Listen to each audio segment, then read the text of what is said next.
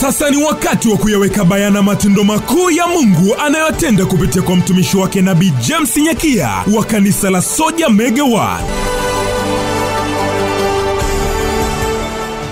Mtazamaji wa Mo TV, ni kukaribishe katika exclusive interview. Haya ni mahojiano ya exclusive yanatokea moja kwa moja kutoka hapa katika kanisa la Soja Mega One Church liliopo Mwenge Mpakani, chini ya mtumishi wa Mungu Nabii Dr. James Nyakia. Nikukaribishe, na leo katika mazungumzo yangu, mahojiano yangu, nimekutana na mzee Dula, anaitwa Abdalla. Alikuja hapa akakutana na mtumishi wa Mungu Dr. Nabii James Nyakia, akamwahidi kumrudishia leseni yake ambayo alikuwa aendelee na kazi. Naanza naye mahojiano hapa. Mzee, habari yako? Habari yangu mimi salama tu. Shikamoo. Marhaba, habari za siku?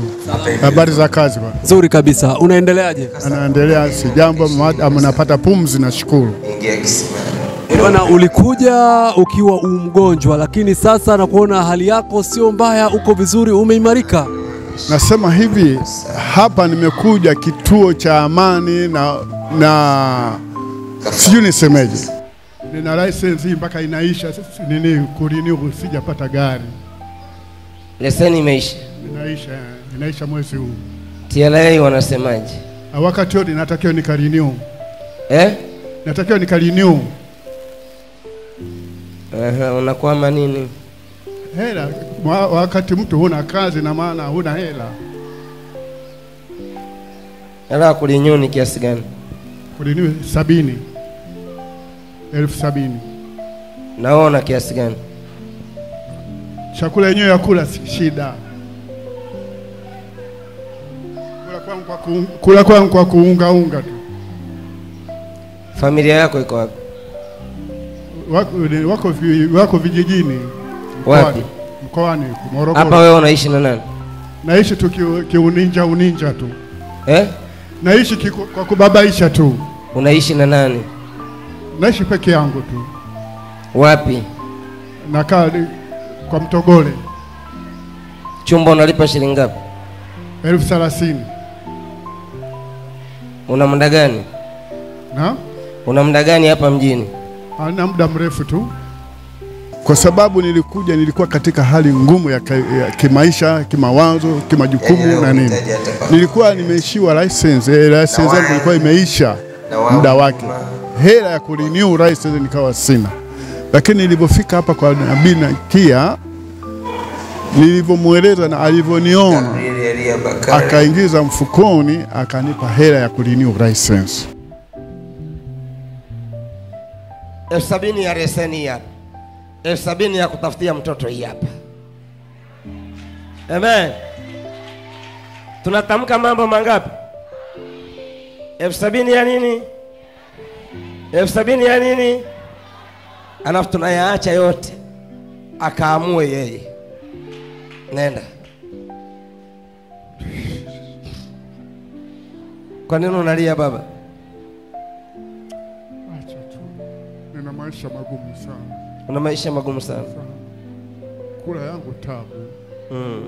Kula yenyewe na kuwa na jamani nisaidie 2,000, 3,000. Kuna mtu ndo anakusaidia kula?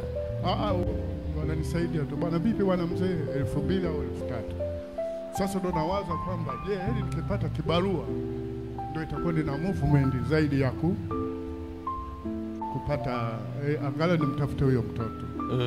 Hii kulia kwangu ni machungu nilikuwa ninao. Alikupa kiasi gani?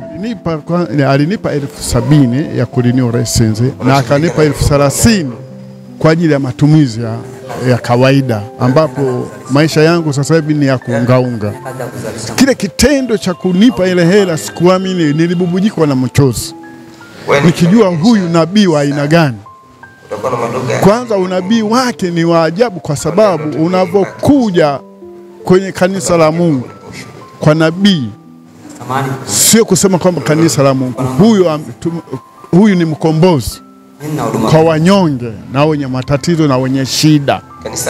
Kwanza unavoingia kwenye hili kanisa, ukianza kusikiliza mahubiri yake, toka asubuhi mpaka jua linazama, huwezi ukajua kama jua limezama, kwa sababu hata njaa usikii inauma. 5,000, 10,000, 15,000, 20,000, 25,000,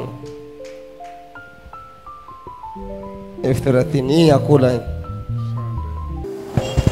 Yeye kwanza ulisikia habari zake wapi? Ujue mtu lazima usikie habari zake, ilikuwa kwenye TV, kwenye redio, au ni mtu alikusimulia na wewe ukaamua kuzipokea hizo habari ukasema lazima niende kule? Mimi nilisikia hizo habari kwenye redio, ilikuwa ni usiku, nimelala, nikamsikia mama moja akielezea jinsi alivyokuwa ameponywa na huyu nabii.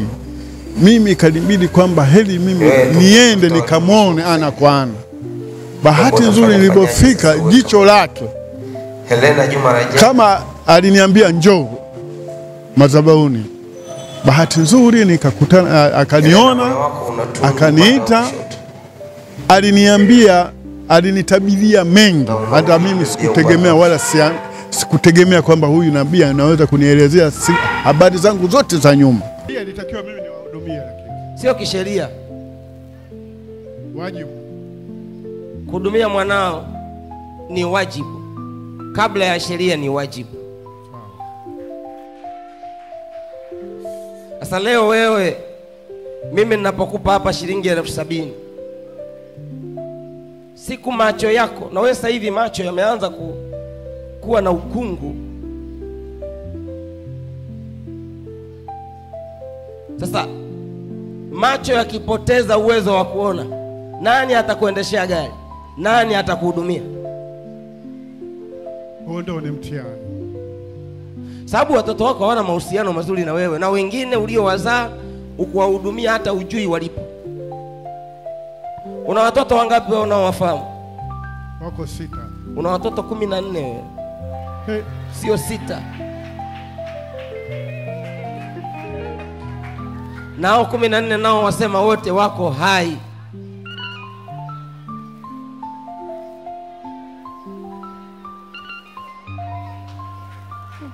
Hao wengine nane huko unamwachia nani? Cha kwanza wewe, kabla ya kukupa hela na kabla ya kukuombea ukafanikiwe, muombe Mungu uzao wako ukusanyike. Na habari za nyuma alizokuelezea zilikuwa za kweli? Habari za nyuma zilikuwa za ukweli, kwa sababu sisi ni madriver, huwa tuna mambo mengi. Naona unaweza ukaondoka hapa ukaenda Iringa, Arusha, Mbeya, wapi, ukalala, ukakutana na mwanamke ukaondoka. Sasa pale unapolala na yule mwanamke utakuta umemwachia jambo. Sasa akija kukuambia siku nyingine, bwana mimi nina ujauzito wake, unasema si ya kwangu hiyo. Lakini kwa sababu mwanamke ni mkweli, kutokana na lile jambo anajua hakuna mwingine, ni huyu aliyenipa. Lakini sisi wanaume ndio huwa tunakuwa tuna matatizo. Kutokuamini wanawake ndio inakuwa vurugu katika wanawake wengi. Ndio maana utakuta wanawake wengi wanapata shida. Tatizo lako ulikosa kwamba kuingia kwenye mimba hii ni ya yeye, anajua wazi kwamba hii mimba ni ya fulani. Lakini sisi wanaume tunasema hapana, wewe una wanaume wengi. Ndio tatizo huwa tuvuruga sisi wanaume. Lakini sikuamini, sikutegemea angeniambia maneno ambapo yale maneno yenye ukweli. Mpaka hivi ameniambia neno moja, ananiambia kuna mwanamke nilimpa mimba alishaondoka. Sasa mimi nimekuja kwake kumuomba anifafanulie huyu mtoto yuko wapi, ili mimi nimfuate, nimtafute. Ingawa watoto huwa wanatafuta baba, mimi nataka mimi nimtafute mwenyewe ili nimuone. Sasa nimekuja hapo kwa swala la pili hilo. Sasa kwa hiyo namshukuru sana Nabii Nyankia, sikutegemea. Sasa Mzee Dula, sasa Abdalla Michael, umeingia hapa, unasema ukiingia kanisa hili una habari za njaa na kila kitu zinaondoka kabisa. Zinaondoka kabisa kutokana na maneno ya nabii, maneno ya nabii na matendo anayoyafanya nabii. Unajisikia uko kama uko sijui sehemu ipi. Kwa hiyo namuomba nabii aishi maisha mema, aishi maisha marefu kwa unabii wake, kwa sababu nimesikia manabii wengi hapa Dar es Salaam, lakini sijaona nabii huyu wa pekee akikusaidia anakusaidia nini maisha, alafu sijui niseme, inashindwa hata kueleza jinsi alivyokuwa. Mungu ambariki huyu bwana, aishi maisha mema. Sasa unawaambiaje familia ambayo hawajaweza kufika hapa kupokea huduma, hawajaweza kufika hapa kupata uponyaji? Unawaambiaje ambao wote wanachelewa kuja kupata huduma, upako, kufunguliwa vifungo mbalimbali? Mimi nasema hivi, ndugu zangu, marafiki na jamaa na wanaonifahamu, waje hapa hata wakope nauli, waje wasikie neno la Mungu. Anaponya na kuwafariji wenye matatizo, wenye shida, wenye magonjwa, wanaokuja viwete wanatembea hapa.